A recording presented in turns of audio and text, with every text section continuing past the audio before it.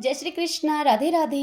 भगतजनों, आप सभी का हमारे YouTube चैनल श्री कृष्ण दीवानी में हार्दिक स्वागत है। आज के पावन दिन मैं आप सबके समक्ष श्री पंचमी व्रत की कथा और विधि प्रस्तुत कर रही हूँ। श्री पंचमी के इस व्रत को मार्गशीर्ष मास के शुक्ल पक्ष की पंचमी तिथि को किया जाता है। भगतजनों, सर्वप्रथम मैं आपको इस व्रत की कथा सुनाती हूँ। ओम भगवती लक्ष्मी नमो नमः। एक समय राजा युधिष्ठिर ने भगवान श्री कृष्ण से पूछा, हे भगवान, तीनों लोकों में लक्ष्मी दुर्लभ है, परंतु व्रत, होम, तप, जप, नमस्कार आदि किस कर्म को करने से लक्ष्मी स्थिर प्राप्त होती है? आप सब कुछ जानने वाले हैं, कृपा करके उसका भी वर्णन करें। यह सुनकर श्री कृष्ण भगवान बोले, हे महाराज, सुना जाता है कि प्राचीन काल में भृगु मुनि की ख्याति नाम की स्त्री से लक्ष्मी का आविर्भाव हुआ। भृगु मुनि ने विष्णु भगवान के साथ लक्ष्मी का विवाह कर दिया। लक्ष्मी भी संसार के पति भगवान विष्णु को वर के रूप में प्राप्त करके अपने को कृतार्थ मानकर अपने कृपा कटाक्ष से संपूर्ण जगत को आनंदित करने लगी। उन्हीं से प्रजाओं में क्षेम और सुभिक्ष होने लगा। सभी उपद्रव शांत हो गए। ब्राह्मण हवन करने लगे, देवगण हविष्य भोजन प्राप्त करने लगे और राजा प्रसन्नता पूर्वक चारों वर्णों की रक्षा करने लगे। इस प्रकार देवगणों को अतीव आनंद में निमग्न देखकर विरोचन आदि दैत्यगण लक्ष्मी की प्राप्ति के लिए तपस्या एवं यज्ञ आदि करने लगे। वे सब भी सदाचारी और धार्मिक हो गए। फिर दैत्यों के पराक्रम से सारा संसार आक्रांत हो गया। कुछ समय के बाद देवताओं को लक्ष्मी का मद हो गया। इन लोगों की सोच, पवित्रता, सत्यता और सभी उत्तम आचार नष्ट होने लगे। देवताओं को सत्य आदि शील और पवित्रता से रहित देखकर लक्ष्मी जी दैत्यों के पास चली गई और अब देवतागण श्री विहीन हो गए। दैत्यों को भी लक्ष्मी की प्राप्ति होती ही उन्हें भी गर्व हो गया और दैत्यगण परस्पर कहने लगे कि मैं ही देवता हूँ, मैं ही यज्ञ हूँ, मैं ही ब्राह्मण हूँ, संपूर्ण जगत मेरा ही स्वरूप है। ब्रह्मा, विष्णु, इंद्र आदि सब मैं ही हूँ। इस प्रकार अतिशय अहंकार युक्त होकर वे अनेक प्रकार का अनर्थ करने लगे। अहंकार मति दैत्यों की भी यह दशा देखकर व्याकुल होकर वह भृगु कन्या भगवती लक्ष्मी जी क्षीर सागर में प्रविष्ट हो गई। क्षीर सागर में श्री लक्ष्मी के प्रवेश करने से तीनों लोग श्री विहीन होकर अत्यंत निस्तेज हो गए। देवराज इंद्र ने अपने गुरु बृहस्पति जी से पूछा कि हे महाराज, कोई ऐसा व्रत बताइए जिसका अनुष्ठान करने से पुनः लक्ष्मी की प्राप्ति हो जाए। तब देवगुरु बृहस्पति जी उनसे बोले कि हे देवेंद्र, मैं इस संबंध में आपको एक अत्यंत गोपनीय श्री पंचम व्रत का विधान बतलाता हूँ। इस व्रत को करने से आपका अभिष्ट सिद्ध होगा। ऐसा कहकर देवगुरु बृहस्पति जी ने देवराज इंद्र को श्री पंचमी व्रत की सांगोपांग विधि बतलाई। तद अनुसार इंद्र ने उसका विधिवत आचरण किया। इंद्र को व्रत करते हुए देखकर विष्णु आदि सभी देवता, दैत्य, दानव, गंधर्व, यक्ष, राक्षस, सिद्ध, विद्याधर, नाग, ब्राह्मण, ऋषिगण तथा राजागण भी यह व्रत करने लगे। कुछ काल के अनंतर व्रत समाप्त करके उत्तम बल और तेज को पाकर सबने यही विचार किया कि समुद्र को मत कर लक्ष्मी और अमृत को ग्रहण करना चाहिए। यह विचार करके देवता और असुर मंदराचल पर्वत को मथानी और वासुकी नाग को रस्सी बनाकर समुद्र का मंथन करने लगे। फलस्वरूप सर्वप्रथम शीतल किरणों वाले अति उज्जवल चंद्रमा प्रकट हुए। फिर देवी लक्ष्मी का प्रादुर्भाव हुआ। लक्ष्मी जी के कृपा कटाक्ष को पाकर सभी देवता और दैत्य परम आनंदित हो गए। भगवती लक्ष्मी ने भगवान विष्णु के वक्ष स्थल का आश्रय ग्रहण किया। भगवान विष्णु ने इस व्रत को किया था। फलस्वरूप लक्ष्मी ने इनका वर्ण किया। इंद्र ने इस व्रत को किया था, इसलिए उन्होंने त्रिभुवन का राज्य प्राप्त किया। दैत्यों ने तामस भाव से इस व्रत को किया था, इसलिए ऐश्वर्य पाकर भी वह ऐश्वर्यहीन हो गए।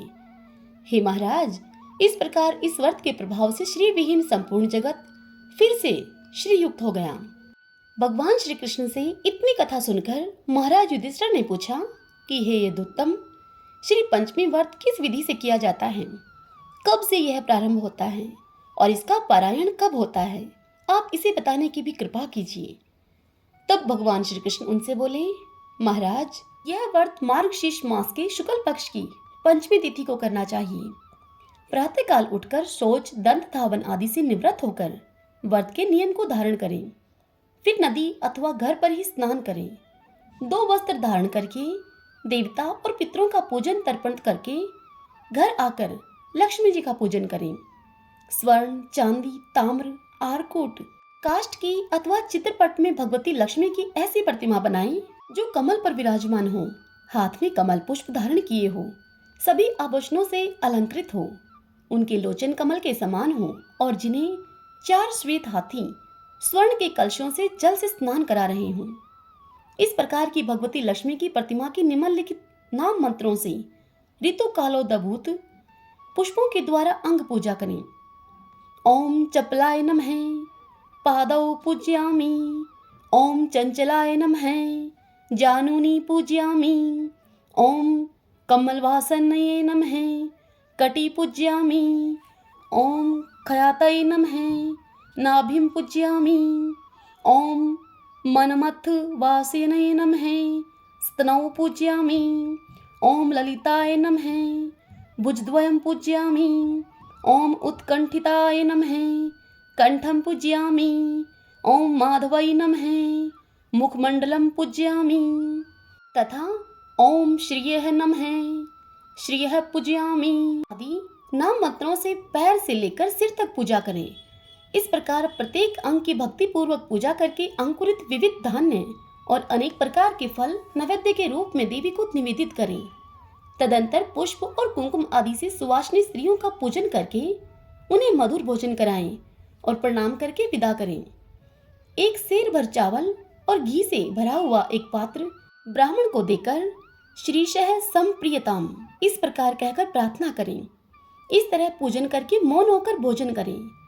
प्रतिमास यह व्रत करें और श्री, लक्ष्मी, कमला, संपत, रमा, नारायणी, पद्मा, धृति, स्थिति, पुष्टि, रिद्धि और सिद्धि इन 12 नामों से कर्मशः 12 महीनों में भगवती लक्ष्मी जी का पूजन करें और पूजन के अंत में प्रियताम ऐसा उच्चारण करें।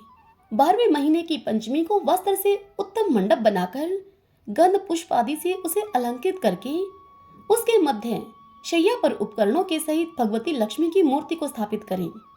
8 मोती, नेत्रपट, सप्त धान्य, खड़ाऊ, जूता, छाता, अनेक प्रकार के पात्र और आसन वहां पर उपस्थित करें। तदंतर लक्ष्मी जी का पूजन करके वेद वेता और सदाचार संपन्न ब्राह्मण को सवतसा गौ के सहित यह सब सामग्री प्रदान कर दें। यथाशक्ति ब्राह्मणों को भोजन कराकर उन्हें दक्षिणा दें। अंत में भगवती लक्ष्मी से रिद्धि की कामना से इस प्रकार प्रार्थना करें, हे देवी, आप क्षीर सागर के मंथन से उद्भूत हैं। भगवान विष्णु का वक्षस्थल आपका अधिष्ठान है। आप सभी कामनाओं को प्रदान करने वाली हैं। अतः आप मुझे भी रिद्धि प्रदान करें। आपको नमस्कार है। जो मनुष्य इस विधि से श्री पंचमी का यह व्रत करता है वह अपने 21 कुलों के साथ लक्ष्मी लोक में निवास करता है। जो सौभाग्यवती स्त्री इस व्रत को करती है वह सौभाग्य, रूप, संतान और धन से संपन्न हो जाती है तथा पति को अत्यंत प्रिय होती है। वह उनके नाम इस प्रकार हैं: लक्ष्मी, श्री, कमला, विद्या, माता, विष्णु प्रिया, सती, पद्माल्या, पद्महस्ता, पदाक्षी, पद्म सुंदरी, भूतेश्वरी, नित्या, सत्या, सर्वगता, शुभा, विष्णु पत्नी, महादेवी, शिरोदैत्यन्या, क्षीर सागर की कन्या, रमा, अनंत लोकनाभि, भू, लीला, सर्व सुखप्रदा, रुक्मणी, सर्व वेदमती, सरस्वती, गौरी, शांति, स्वाहा, स्वधा, रति, नारायण वरारोहा तथा विष्णु और नित्या अनुपायनी। जो प्रातः काल उठकर संपूर्ण नामों का पाठ करता है उसे बहुत बड़ी संपत्ति तथा विशुद्ध धन धान्य की प्राप्ति होती है। जिनके श्री अंगों का रंग स्वर्ण के समान सुंदर एवं गोर है, जो सोने चांदी के हारों से सुशोभित और सबको आह्लादित करने वाली हैं। भगवान श्री विष्णु से जिनका कभी वियोग नहीं होता, जो स्वर्णमयी कांति धारण करती हैं, उत्तम लक्षणों से विभूषित होने के कारण जिनका नाम लक्ष्मी है, जो सब प्रकार की सुगंधों का द्वार हैं, जिनको प्राप्त करना कठिन है, जो सदा सब अंगों से पुष्ट रहती हैं, गाय के सूखे हुए गोबर में जिनका निवास है तथा जो समस्त प्राणियों की अधीश्वरी हैं, उन भगवती श्री देवी का मैं यहाँ आह्वान करता हूँ। इस प्रकार देवी का आह्वान करें। तो भगत जनों, इस प्रकार से इस श्री पंचमी व्रत को करें। व्रत की विधि और कथा मैंने आपको बतला दी है। यह व्रत स्थिर लक्ष्मी के लिए किया जाता है। वीडियो पसंद आया हो तो इसे लाइक करें और शेयर भी करें ताकि अन्य लोग भी इससे लाभान्वित हो सकें। जय श्री कृष्ण, राधे राधे।